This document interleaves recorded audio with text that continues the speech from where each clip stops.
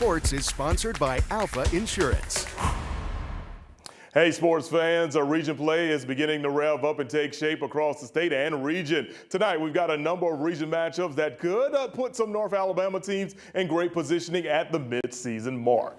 Now, tonight, we've got a fantastic matchup down Highway 431 between two of the three teams that are undefeated in Class 5A Region 8 play. For more on that matchup, let's check in with Gabe Glassman, who's standing by with a special guest.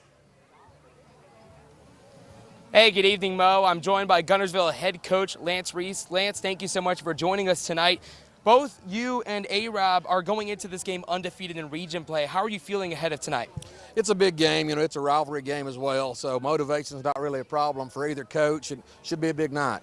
You know, it was a long week ahead. You guys are 4-0 on the season. Looking at Arab, what are some of the things your guys worked on ahead of tonight?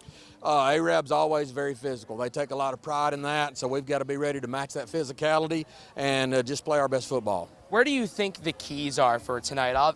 You guys have been very present on offense and defense, and so have these guys. So I want to know, what do you think will ultimately be the decider in tonight's matchup? Yeah, we've been trying to preach to our kids it's going to be a big game. It's a rivalry game, but you don't want to let the emotions get in the way of playing your best football. So just do what we've been doing all year and make sure that you're doing your job. Coach Reese, thank you so much for joining us. Mo, I'm going to send it back to you, but make sure everyone stays tuned. First Down Friday Night Game of the Week, extended coverage will be on later tonight on First Down Friday Night. But for now, live from the Arab Sportsplex, Gabe Glassman, Fox 54 Sports.